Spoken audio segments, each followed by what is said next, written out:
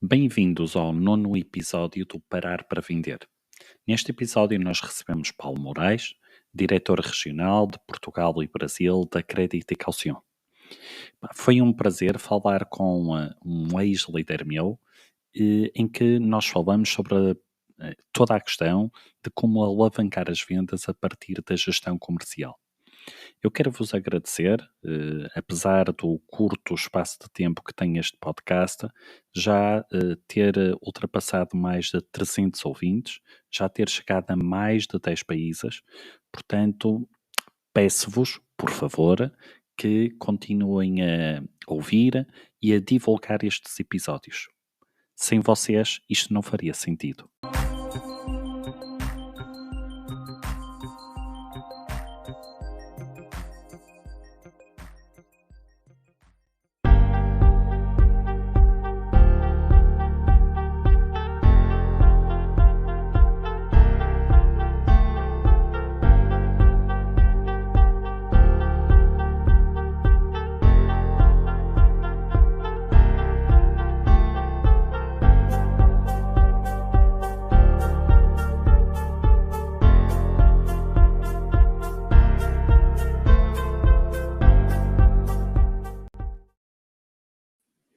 Olá, muito bom dia ou boa tarde a todos. Quero-vos agradecer por marcarem presença em mais um episódio do Parar para Vender. Nós hoje vamos receber Paulo Moraes. Paulo Moraes é diretor regional da Crédito e Caução em Portugal e no Brasil. A Crédito e Caução é um dos maiores players mundiais na área do seguro de crédito. Portanto, quando falamos em seguro de crédito, vamos falar sobre gestão de risco comercial. O objetivo hoje não é falarmos única e exclusivamente de seguro de crédito, mas falarmos então aqui do impacto das vendas e a gestão de risco comercial. Sendo assim, vamos dar aqui as boas-vindas a Paulo Moraes. Boa tarde, Paulo. Tudo bom? Obrigado, Eduardo. É um prazer estar aqui contigo. Obrigado, Paulo. Muito obrigado por ter aceitado o convite. Eu sempre que preparo estas reuniões, ou estas conversas, melhor dizendo, faço assim sempre um raciocínio de quando e onde é que eu conhecia as pessoas que aqui recebo. Ora bom, no caso do Paulo Moraes existem aqui duas situações interessantes. A primeira, o Paulo Moraes é o primeiro convidado que eu tenho em que o conhecia fisicamente, portanto não foi da forma moderna, não é? Todos os convidados que eu tive até agora foram todos ou pelo LinkedIn ou pelas redes sociais. O Paulo Moraes é o primeiro que eu conhecia fisicamente. A segunda curiosidade que aqui existe tem a ver com o quê? Eu estive a pensar quando é que nós nos teríamos conhecido e pelas minhas contas, posso eu estar enganado, houve aqui um percalço, mas pelas minhas contas posso eu estar enganado, nós conhecemos Paulo há 21 anos.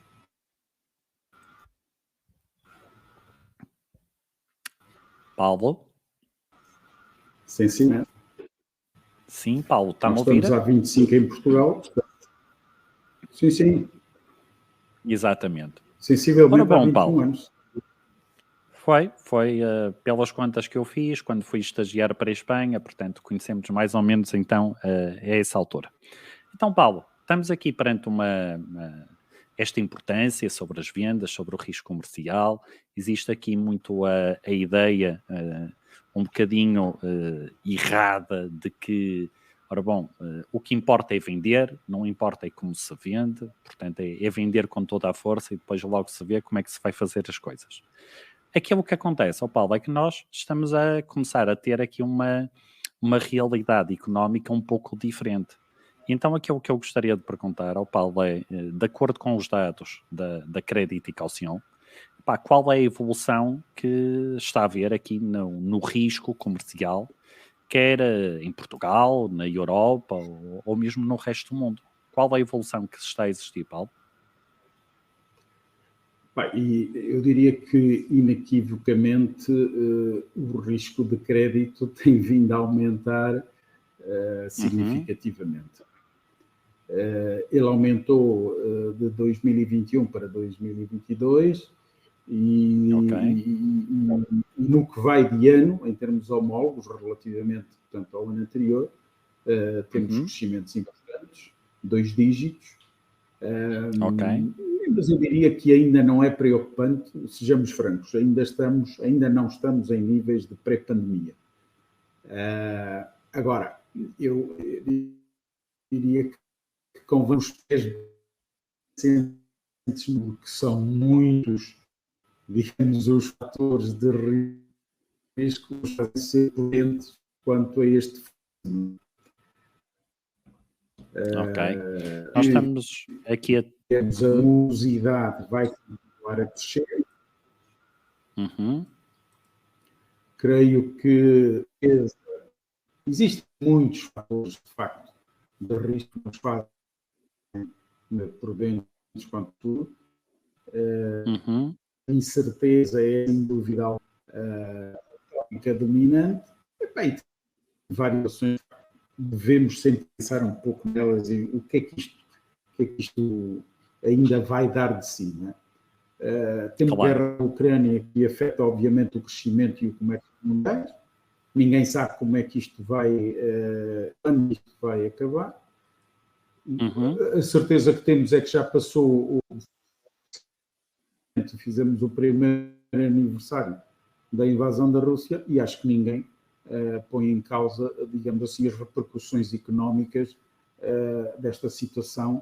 Eu acho que elas são bem evidentes ao nível dos preços da energia, das matérias-primas e dos alimentos. Né? Se isto não bastasse, também temos uma inflação que, apesar de tudo, teima em não descer da forma como todos nós gostaríamos e que está a provocar, como é óbvio, uma redução importante na procura das famílias e isso, quer queiramos, quer não, tem um impacto direto, digamos assim, na venda das empresas. Né? Como se isso não bastasse ou fosse pouco, temos taxas de juros, eu diria, já bem elevadas, né, que constituem digamos, um custo financeiro adicional para as empresas, por si só, já afetadas também pelo preço das empresas. Estão aqui a esta espiral nos custos de financiamento e que logo tem os desafios muito importantes para o futuro, não é? Já provocou, quer queiramos, quer não, já provocou um impacto significativo na estrutura de custos, digamos, do tecido empresarial e pode afetar, como é óbvio, a capacidade de algumas empresas para operar de reforma rentável. Não é? E por último, isto já parecia que era pouco, não é? Então, como era pouco, temos agora esta turbulência financeira e que eu diria que pode até mesmo ser uma ameaça provocada por esta crise dos bancos americanos e do crédito suíço, dar das diversas vozes no sentido de que não haverá um efeito de contágio, principalmente se alguém no seu perfeito juízo poderá dizer o que vem agora a seguir.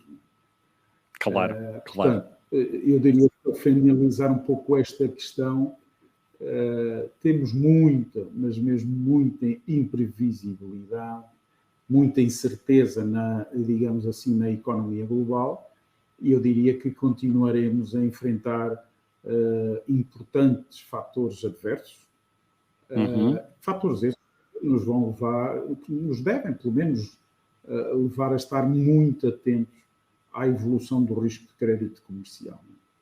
Portanto, as circunstâncias atuais, eu diria que devem impor às empresas mais prudência, maior prudência, para que ao mesmo tempo, digamos, procurem realizar, digamos, as vendas com um elevado grau de segurança e de proteção ao fim e ao cabo do seu precioso, né? que é a carteira de clientes, através desta questão que é o crédito comercial. Portanto, Resumindo, está a crescer de forma significativa, ainda não estamos em níveis pré-pandemia, mas lá chegaremos, porque a situação, de facto, a tendência tem sido essa ao largo dos últimos meses, não é? Ok. Olha, Paulo, há pessoas que nos estão a assistir de vários países, ou seja, temos pessoas aqui pelos comentários que já vi de Portugal, temos aqui o Miguel Xarinda, que é de Moçambique, e temos o Camilo Rio, que é um seguidor do Brasil, em que ele diz que se há aqui, traduzindo aqui um pouco pelo que está aqui pela mensagem, se há aqui alguma diferença em termos de risco, ou desta instabilidade que existe de risco entre Portugal e Brasil. Sem me querer adiantar muito, e sem querer adiantar na resposta do Paulo, eu diria que, tendo em conta a globalidade e como as coisas estão todas interconectadas, eu diria que aquilo que se passar de negativo no Brasil se há de passar em Portugal e vice-versa, não é? O que se passar de negativo em Portugal também há de haver efeitos no Brasil. Mas a realidade económica é muito diferente ou não, Paulo? Eu diria que é diferente. Vamos lá ver. Ok. Principalmente o efeito, ou melhor, a guerra em si que nós temos assistido não chega ao Brasil da mesma forma que tem chegado até nós. Claro. Para nós, digamos, quem está na Europa, isto é diário, é o dia a dia, quase que é uma telenovela diária. Isto não chega. O impacto chega através de outras formas, mais tarde ou mais cedo. É certo que isto já aconteceu com a crise financeira de 2008, aquela crise também afetou o Brasil, mas não da mesma forma e com o mesmo impacto que teve noutras geografias. Portanto, o Brasil vai ser com certeza, mas não com o impacto que a Europa está a ser, mas insisto, por exemplo, a falência do Silicon Valley Bank se calhar afetou mais algumas empresas brasileiras do que propriamente empresas, por exemplo, portuguesas ou espanholas. Claro. Isto tudo depende.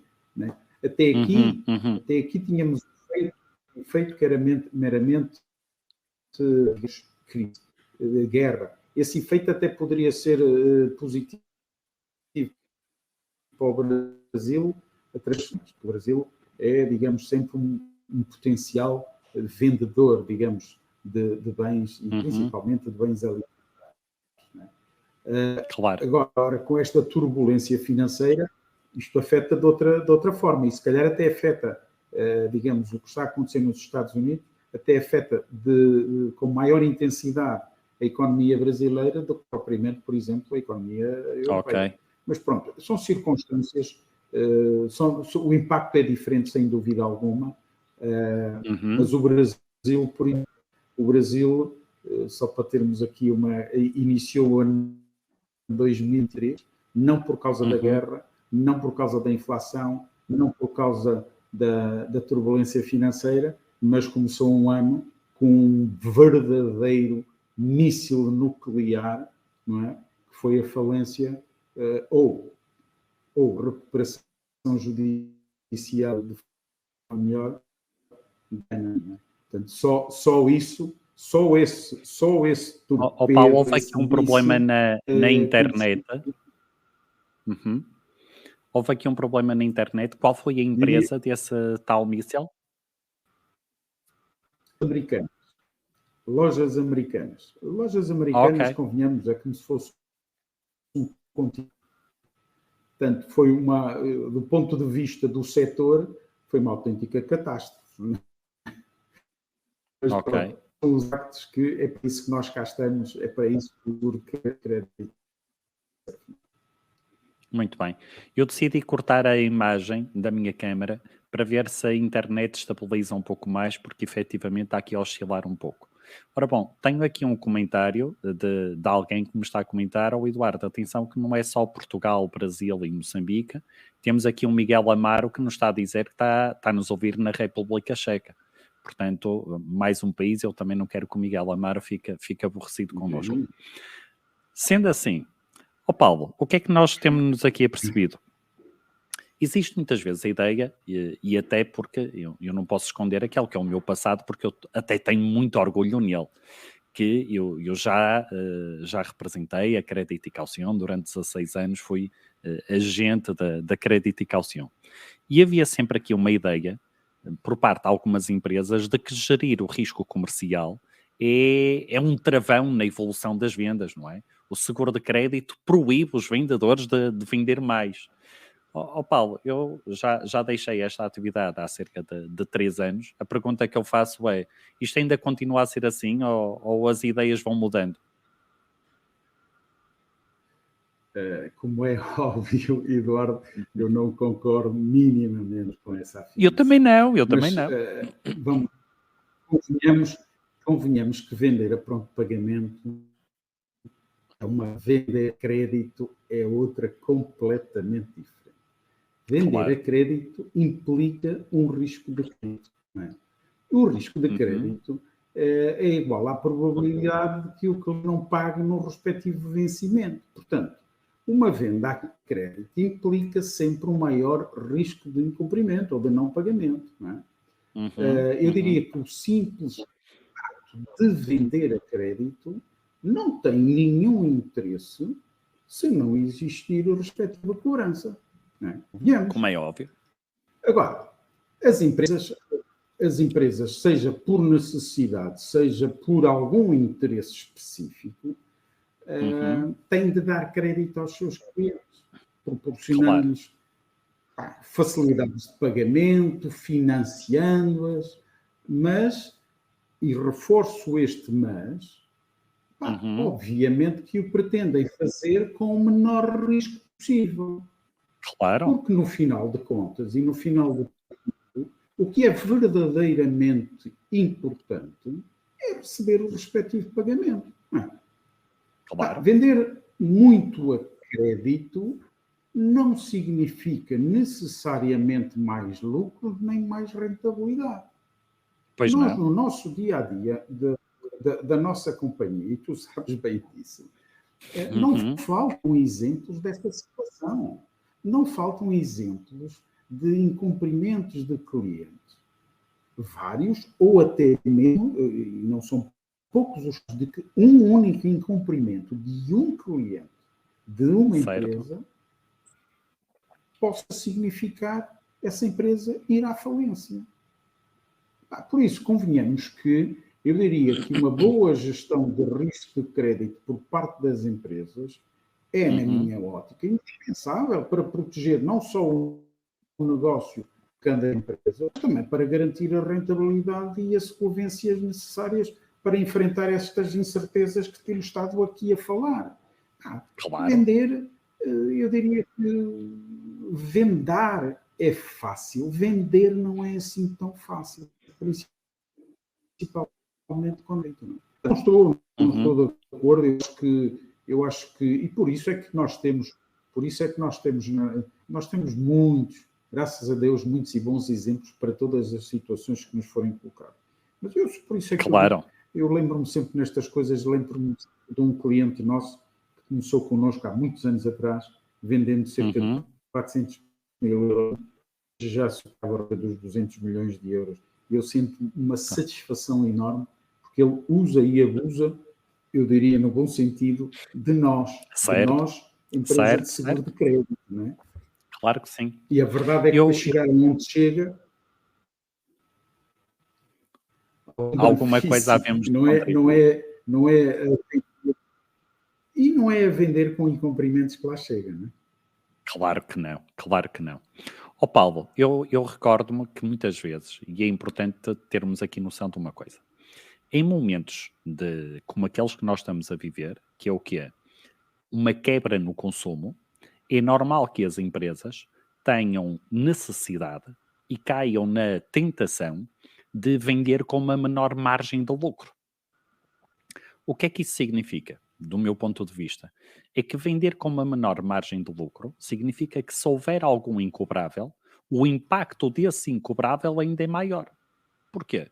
Porque se eu tiver um incobrável de 10 mil euros e se tiver uma margem de lucro de 100%, epá, se eu vender outros 10 mil euros, digamos que eu tapei aquele buraco. Mas se eu tiver uma margem de lucro, não de 100%, mas de 10%, significa que eu vou ter que vender e cobrar 100 mil euros. E muitas vezes são estas as contas que, quando se fala em vendas e gestão de Adicionais. risco, adicionais, exatamente, adicionais. E muitas vezes são estas contas que Não é fácil. que são contas.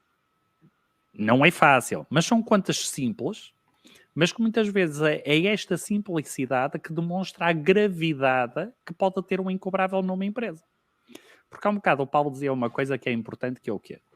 Não é o cobrar, como é que o Paulo disse qualquer coisa que é, não é o vender que aumentou os resultados, não foi essa a expressão que utilizou, agora está-me a faltar. Mas aquilo que eu quero dizer é, até pode haver aqui o absurdo, que é uma empresa que vende muito, não consegue cobrar, e no fim do ano, pior do que isso, ainda vai ter que pagar impostos daquilo que não cobrou. Exatamente. Daquilo que... Eu acho que no meio disso é bom que as empresas, eu acho que é bom que as empresas tenham a visão completa daquilo do que fazem e do que está a acontecer, não é? Claro. Isso que acabaste de dizer é uma realidade. Quer dizer, Uhum. E primeiro que recuperem IVA, etc, é todo um imbróglio.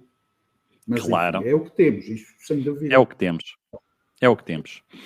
Ó Paulo, a ideia, tal como eu disse no início, não é falar de seguro de crédito, mas é normal que se acabe por tocar neste assunto, e a minha questão é, que ferramentas é que estão disponíveis para se fazer uma gestão de risco, ok? No caso do vosso grupo, digamos que ferramentas é que estão disponíveis para fazer essa mesma gestão, Paulo? É óbvio que isto depende de empresa para empresa, necessidades, o que é que as empresas pretendem, que tipo de ajuda e de suporte é que as empresas pretendem obter. Não é? Claro. Nós temos várias vertentes. Nós temos, por exemplo, do lado da informação, nós temos a Iberinform Internacional, que é uma empresa que, digamos,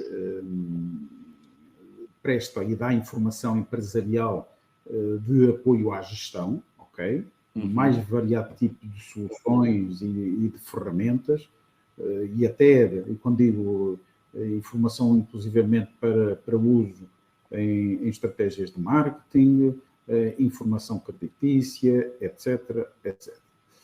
Temos uma outra empresa dentro do grupo que é a Atradius Collections. A Atradius Collections é uma empresa que proporciona serviços de segurança de crédito, já, digamos, inclusivamente pode fazer serviço de faturação, digamos assim, mas obviamente é uma empresa que faz normalmente cobrança de créditos vencidos. Não é? Está implantada a nível mundial em mais de 30 países. Tem sido um forte aliado, não só para nós, porque ela também faz parte da cobrança dos créditos incumpridos dos nossos clientes, como também faz para empresas, digamos, independentes, ou seja, empresas que nem sequer têm seguro de crédito, nem nada. Não é? Perfeito. Eu diria que dentro do grupo nós temos estas situações, temos outros produtos, mas como por exemplo o seguro de caução, mas não é propriamente o que estamos. Ora bom, estamos aqui com um problema em termos de net. Falar. Não tenho outra informação, mas quero dizer que não conheço outro tão qualificado como o seguro para fazer uma correta e uma eficiente gestão do risco de crédito. Porque é assim, nós podemos ter informação. Nós com a informação, e por isso é que eu disse ao início, depende das necessidades e do que quiserem obter. Porque é assim, o seguro de crédito, como tu sabes, tem aquelas 3 garantias, que é a prevenção, a indemnização e a recuperação de crédito. Vamos lá. Exatamente. Nós prevenção podemos fazer muita. E nós prevenção, para nós, é um ponto fundamental. Porque além de fazer essa análise da qualidade creditícia dos clientes, de saber quem é que é quem, e posteriormente fazer um seguimento permanente da situação financeira das empresas, nós tentamos ao máximo é evitar que as empresas sofram incumprimentos por parte dos seus clientes. E quando digo tentar, no sentido de tentar, de alguma forma, elucidar, digamos, os clientes, de quem é, de dizer assim, trata de se afastar deste cliente, ou se não se quiser afastar deste cliente, venda-lhe a crédito, ou obtenha outro tipo de garantias, ok? Ou então dizer, olha, venda a este cliente, porque este pelo menos tem uma garantia, digamos, nossa, não é? E quando eu digo que não conheço nenhum outro produto igual ao nosso, porquê? Porque nós comprometemos-nos com as nossas decisões. Correto. Nós garantimos as nossas opiniões de crédito. Se as coisas correrem mal, nós vamos ter que pôr as mãos no fogo e vamos ter que indemnizar. E eu não conheço nenhum outro produto que dê esta tranquilidade às empresas. Portanto, claro que não. Eu diria que as empresas que confiam no seguro de crédito, que confiam na creditificação, ficam minimamente protegidas contra as perdas originadas pelas suas operações, pelas suas vendas. Não é? E como tal, digamos, a garantia de que indemnizamos uma empresa, quer se queira, quer não, representa um apoio financeiro fundamental para a liquidez das empresas. É fundamental. Mas eu, quando há bocado falei da Atrad e os collections, permitam-me aqui uma questão, porque, Força, Paulo. Disso, a terceira pata da nossa garantia, que é a recuperação. A recuperação de créditos não é uma coisa fácil, principalmente quando nós estamos a falar em mercados externos.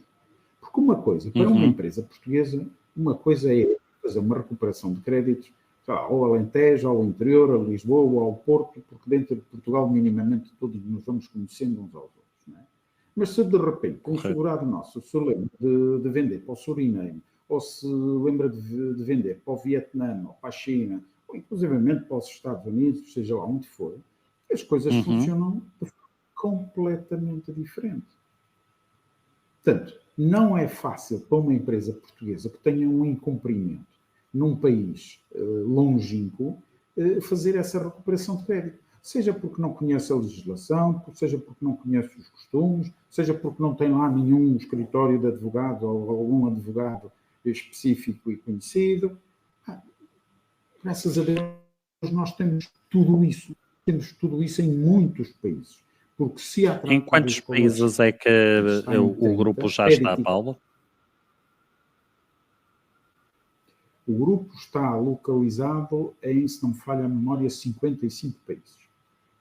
Okay. Mas, insisto, a nível da recuperação de créditos, os acordos que nós temos, sejam com empresas de recuperação, sejam com escritórios de advogados ou advogados de per si, é muito mais extensa, como é óbvio, não é? Claro. Portanto, digamos, há aqui todo um conjunto de benefícios proporcionados, digamos, por esta ferramenta, que eu diria que não podem ser despreciados. Quer dizer, a verdade é que eu percebo, nós, contrariamente, por exemplo, contrariamente ao que acontece no Brasil, Porque no Brasil, muitas empresas, principalmente aquelas de dimensão já com alguma dimensão, muitas dessas empresas têm departamentos próprios, específicos, algumas delas até com um elevado número de pessoas só dedicados a esta matéria da gestão do risco de crédito. Não é o caso em Portugal, em que a maior parte das pequenas e médias empresas não tem lá ninguém. Pá, sim senhora, muitas vezes tem uma área financeira, tem um respectivo diretor financeiro, mas esqueço de dizer, isto não é toda a gente, por isso se, em alguns casos, mas não deixa de ser curioso que as top, as maiores empresas portuguesas, em termos de dimensão e volume de transações, elas acabam quase todas por ter seguro de crédito. Por alguma não coisa será coincidência, claro. Por alguma coisa será. A verdade é que eu diria que, então, para as pequenas e médias empresas, é quase indispensável, porque aquele exemplo que tu deste há bocado, do incobrável, dos 10 mil euros, e não sei o quê, que tem que novamente vender 100 mil euros. Vender 100 mil euros, uma empresa que venda 100 milhões de euros, vender mais ou menos 100 mil euros, não é um problema. Agora, para uma empresa que vende 1 milhão de euros ao ano, vender mais de 100 mil não é de um dia para o outro, nem é assim tão fácil. São 10%. Portanto, as empresas têm que estar atentas e devem tentar, digamos, proteger-se, mas, de alguma forma, obter todas as vantagens que digamos, outros parceiros lhe podem proporcionar. Porque, em termos práticos, uma companhia de seguros de crédito não deixa de ser a área de gestão de crédito, se assim o quiser. Ponto final, parágrafo. É mesmo isso. Exatamente. Paulo, mas em termos do seguro de crédito, ele também pode servir como uma alavanca nas vendas? Ou seja, em termos daquilo que são os produtos... Deve? Ok. Eu diria pode e deve, depende de como ele é utilizado, né? Do meu ponto de vista, se uma empresa está a cobrir e a mitigar, digamos, os riscos que são inerentes a esses eventuais incumprimentos dos seus clientes, ou até mesmo a insolvência, é óbvio que está a proteger os seus resultados empresariais, a sua liquidez e a sua solvência, como eu já disse. Como tal, também entendo que qualquer uma dessas empresas está mais capacitada para investir no seu crescimento, sei lá, aumentando o volume de transações com alguns dos seus atuais clientes, por exemplo. Se a empresa até hoje vende, sei lá, 10 mil euros a uma determinada empresa e se ele tem feita a análise da seguradora, ele tem uma garantia de 20 mil, então se calhar pode investir nesse cliente para potenciar, porque é que eu vou investir num mau cliente que não tem risco, que tem muito risco de crédito, e não hei de investir num cliente que tem pouco risco de crédito. Ele só está a salvaguardar o seu negócio. Não é? Portanto, eu acho que por essa via, eu acho que se pode perfeitamente aumentar a exposição ao invés de investir num mau cliente. Não é? Juntando à atual carteira de clientes, existem novos clientes a serem previamente analisados e avalizados, digamos assim, pela seguradora, em diferentes geografias, não é? Podendo inclusivamente, por exemplo, iniciar um processo de internacionalização das suas vendas. Neste campo da exportação, nós temos digamos, já um percurso muito importante de ajuda a empresas, ajuda na identificação de novos mercados, novas geografias, digamos assim, identificação de clientes solventes nesses mercados. Aquele exemplo que eu disse há bocado é, por exemplo, um claríssimo utilizador desta ferramenta, em que nós passamos, ao fim e ao cabo, bases de dados de potenciais clientes. Mas dir-me-ão assim, mas qualquer tipo de clientes? Não.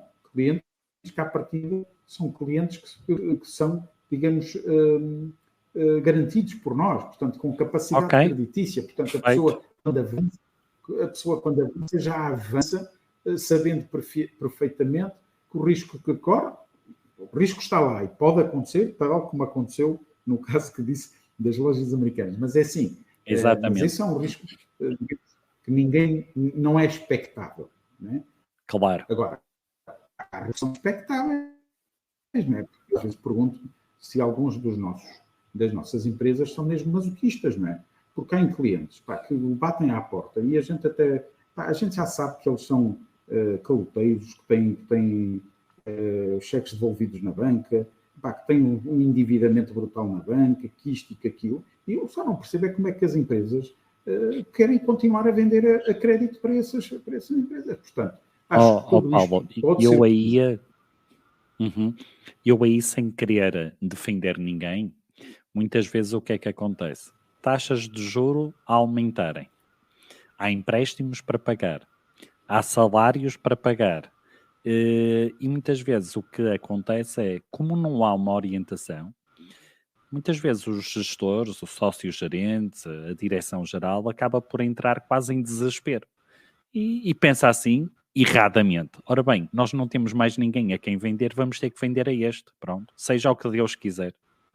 É um bocadinho como entrar numa estrada e pensar, ora bom, temos que usar este carro, não tem travões, mas pronto, olha, temos que ir e temos, logo se vê o que é que acontece. É claro que sabemos o que é que vai acontecer, não é? Ou qual é a grande probabilidade de acontecer. Mas é aquilo que eu referi há bocado. As seguradoras de crédito, em concreto a nossa, nós não dizemos às empresas que não podem vender. Claro.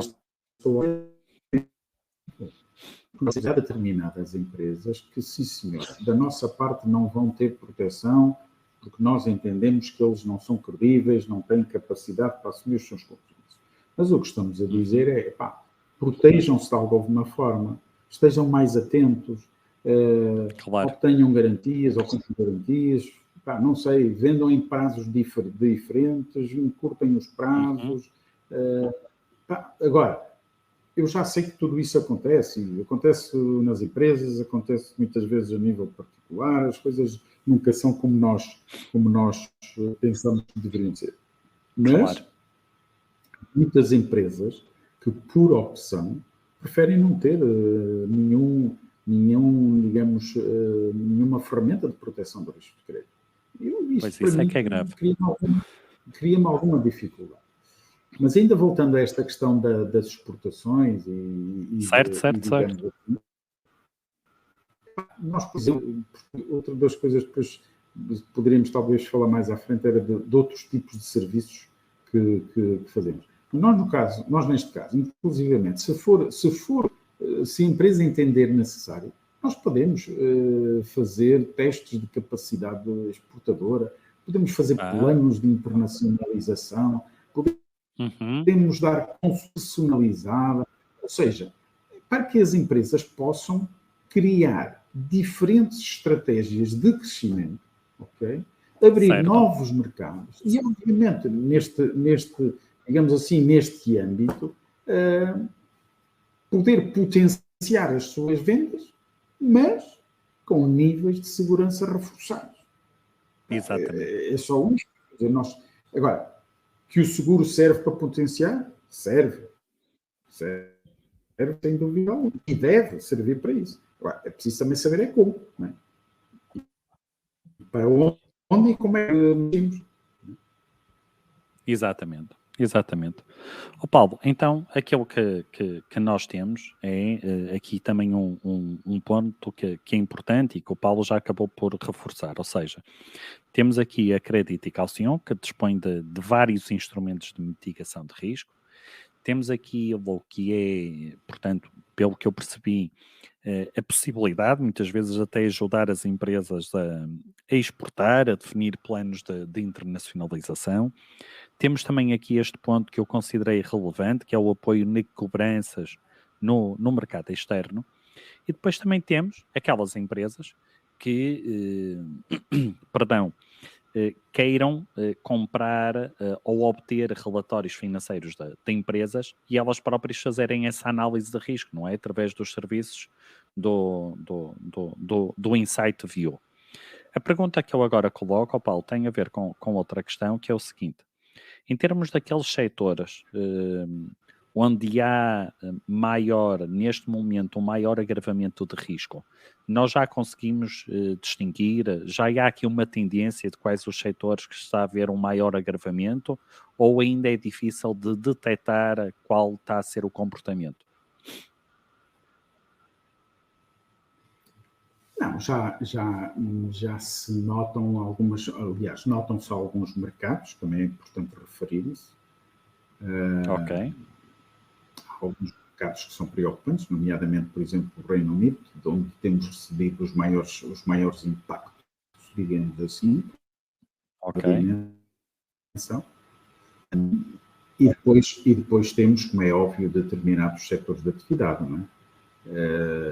E eu diria que muitos desses setores de atividade foram fortemente impactados por aquilo que falamos atrás, não é?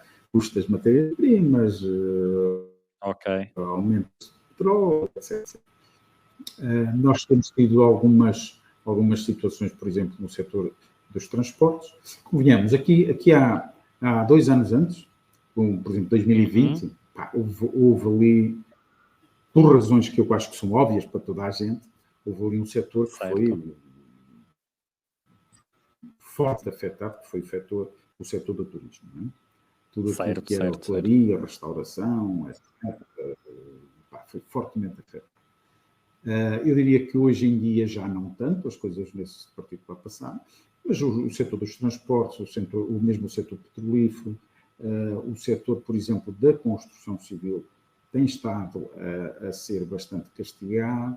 Portanto, já há alguns indícios, mesmo dentro do setor alimentar, há alguns subsetores que têm estado em foco. Ultimamente nos tem preocupado é o setor do papel. Isto tem muito a ver, quando digo nos preocupado, porque isto tem muito a ver com a morosidade setorial que nós vemos internamente, né? Que nós vamos medindo em função das incidências que nos vão entrando dentro da companhia versus, digamos, as vendas que também vamos receber. Portanto, estes, eu diria que são aqueles onde temos tido um maior impacto, mas eu diria que mesmo nesses, em todos os setores, há bons e maus clientes. Não é? Claro. É óbvio que há setores que são fortemente afetados. Há uns que se aguentam melhor, há outros que se aguentam pior. Depois também depende muito, obviamente, do grau de endividamento que cada uma desses setores é junto do setor financeiro. Não é? Eu diria que, apesar de uma certa calma que ainda se vai notando, eu diria que há preocupações a ter num futuro próximo. Ok. Nem toda a gente vai conseguir aguentar o embate do que aí vem. Não é? As pessoas pensam que já veio, mas eu diria que aí vem. Mais que veio, ainda aí vem. Claro, e sempre que há uma notícia, eu suponho que foi ontem, os dias passam a voar, esta semana foi forçosamente, de um novo aumento das taxas de juros, pronto, eu acredito que na cabeça das famílias e da maioria das empresas em Portugal que estão fortemente endividadas, isto seja sempre um sufoco, não é? Por acaso, chamou-me a atenção e fiquei admirado mas apenas é a minha opinião pessoal, do setor da construção civil, não é? Como houve aí um boom em termos imobiliários, pensava eu, se calhar erradamente, que estariam com uma solidez financeira diferente de há uns anos. Mas pronto, o preço das matérias-primas também é outro e se calhar o boom também é impactado por isso. E como é normal, esses setores são, e principalmente esse, é um setor fortemente endividado. Aqui a grande questão que eu, quando falo do que ainda há de vir, é precisamente o impacto que os custos financeiros vão ter nas empresas. Okay. Vai pesar muito, não é? Pois vai, com impacto direto naquilo que é o consumo das empresas e por sua vez, na liquidez, naquilo que é um consumo, perdão, das famílias e por sua vez na liquidez das empresas. Ora bom, Paulo, isto passa a voar e já vamos com 45 minutos da nossa conversa. Então o que é que acontece? Esta é a altura em que, quando nós começamos a chegar ao fim, eu começo a pedir às pessoas que coloquem mais questões. Portanto, estejam à vontade para isso. O Camilo Rio já colocou aqui uma questão há algum tempo, mas como o tema estava aí por outro lado, eu deixei aqui esta pergunta, digamos, a aquecer um bocadinho, agora para esta altura. E então o que é que temos aqui? O Camilo Rio. Qual a opinião em relação ao fim, ao término dos vistos Gold e o impacto no microcrédito? Ora bom, fim dos vistos Gold, isto traz algum impacto em termos da economia diretos? Sim ou não, Paulo? Eu diretos não acho, isso, e sinceramente, na minha opinião, se existirem positivos, não é? Porque todos nós sabemos o impacto que os vistos Gold tiveram no aumento do imobiliário em Portugal, não é? Claro. Em termos práticos, o que houve aqui foi uma discriminação positiva para quem tem dinheiro, porque convenhamos, dos vistos Gold, quantas pessoas investiram, e não estou a falar na compra de apartamentos ou na compra de vivendas, não, investiram em negócios produtivos, né, que criassem riqueza também para o país, digamos assim. Se houve um ou dois, foi muito. Portanto, sinceramente, eu acho que os vistos Gold, o que criaram aqui, podem ter sido importantes num determinado momento, mas o que criaram no país foi uma desigualdade fiscal, digamos, muito importante, porque nos penalizou fortemente, através precisamente desse aumento do preço do imobiliário. Vamos ver se o imobiliário consegue estagnar, o preço, não, exatamente, digamos, não o próprio negócio em si, porque qualquer dia as pessoas teriam dificuldade em viver, por exemplo, nos centros das cidades. Não é? Começamos a adotar a postura profissional que há uns anos eu via com alguma admiração no Japão, em que as pessoas dormiam no local de trabalho, não é? Qualquer dia estaremos lá perto.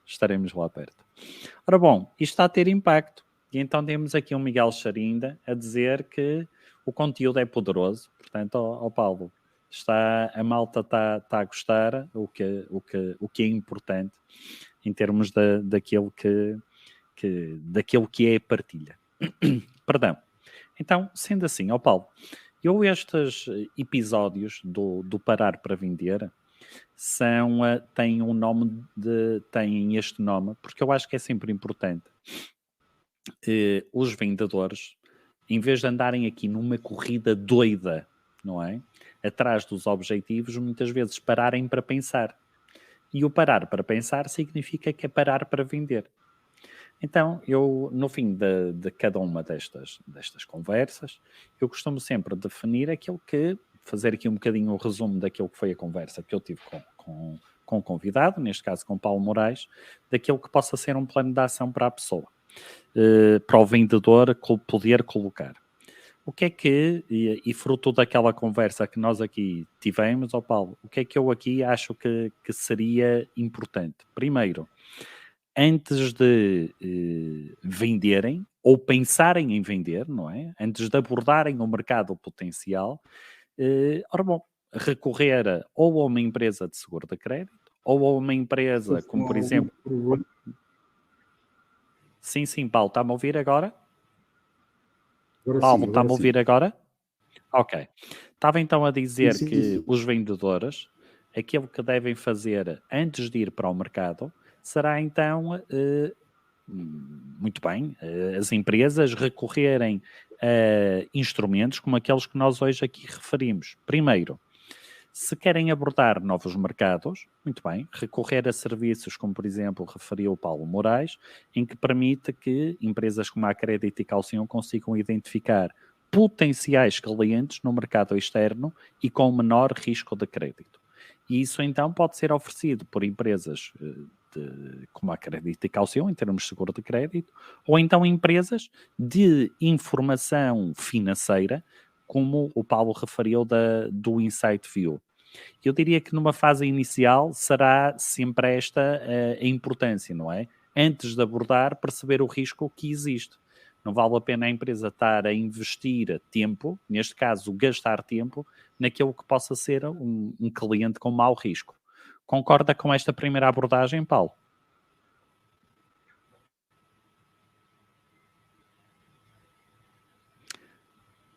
Paulo, não sei se me está a ouvir, estava a perguntar se concordava com esta primeira abordagem.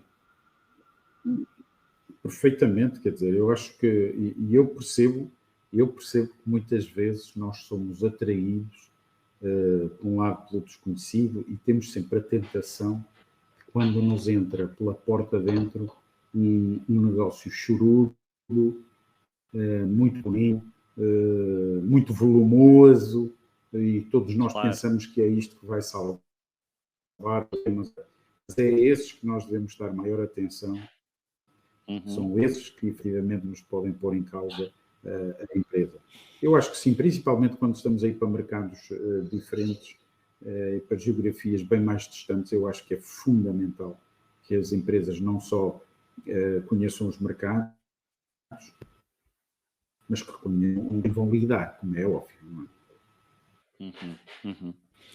Olha, Paulo, fruto desta instabilidade maior em termos de internet, eu acho que nós poderíamos então, eu vou tentar ligar a câmera, ok, já dá para ver. Aquilo que eu iria sugerir é, fruto desta maior instabilidade que está a haver nesta altura na internet, aquilo que eu iria sugerir era exatamente isto, ou seja, a explicar, o primeiro passo será este, o segundo passo passaria então, em caso de incobráveis, recorrerem a serviços também de recuperação de crédito, tal como estes que nós acabamos aqui de ver.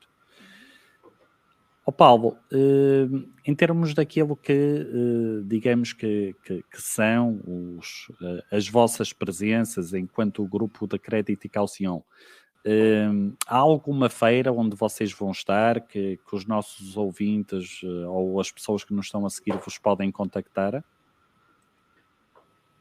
Não ouvi a parte do meio, Eduardo, desculpa. Estava a perguntar se há algum evento, alguma feira, onde vocês vão estar, que as pessoas possam ir ter convosco, conhecer-vos, falar um pouco convosco.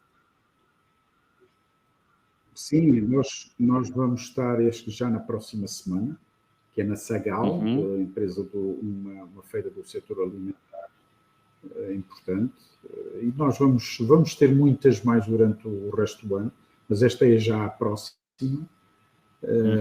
Normalmente está sempre no Portugal Exportador, que acontece lá em outubro, novembro, mas há muitas outras feiras, seja até do setor da construção, que nós vamos acompanhando. Mas é assim, as nossas portas estão uma coisa complicada, uma empresa que nós somos muito simples, somos pessoas como outras quaisquer, estamos aqui para fazer negócios, gostamos de receber pessoas, portanto qualquer chamada, qualquer solicitação, nos temos a visita, fazer uma reunião da nossa parte, isso é uma coisa que está no nosso dia a dia, prazer que o faremos. Ok. Eu coloquei então aí embaixo, em nota de rodapé, a página da internet. Lá está, portanto, os contactos, caso as pessoas depois queiram obter mais informações, quer da Crédito e Calção em si, quer do próprio grupo. Paulo, eu quero agradecer a sua disponibilidade, a sua amabilidade. Nós hoje vamos pôr o programa um pouco mais curto, porque as condições em termos de internet, pronto, foram bastante difíceis. Eu quero agradecer a toda a gente a vossa presença e pronto, epá, apesar destas dificuldades, eu vejo que quem nos está a seguir, quem nos está a acompanhar, gostou. Jorge Fernandes agradece a iniciativa e o Nuno Monteiro, que nós os dois conhecemos bem, também agradece a iniciativa e envia aqui um abraço. Sendo assim, ao Paulo, muito e muito obrigado pela sua disponibilidade e mais uma vez estou-lhe imensamente grato. Eduardo, já sabes que pode sempre contar connosco, comigo em particular, foi um prazer, e por qualquer dos outros à vontade para que, se nos quiserem contactar e pôr alguma questão. Muito obrigado, Eduardo. Grande abraço. Obrigado. Um abraço.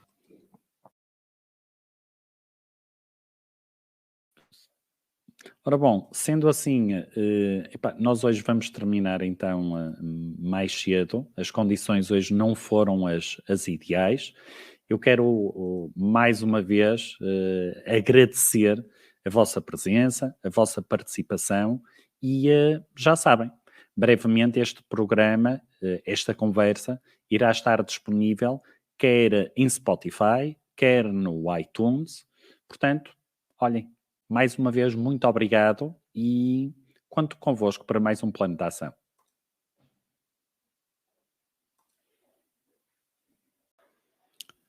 Agora que acabamos de ouvir o 9º episódio do Parar para Vender com Paulo Moraes, fica então aqui as dicas daquela que possa ser o plano de ação para gestão comercial e vendas. Primeiro, antes de abordarmos um cliente, devemos procurar informação financeira sobre a empresa que vamos contactar.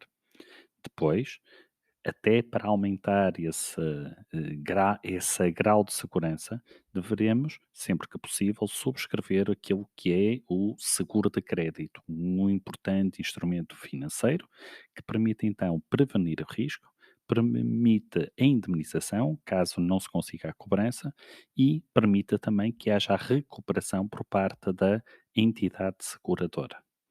Gostaram do episódio?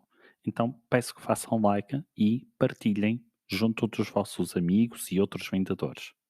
Até ao próximo episódio.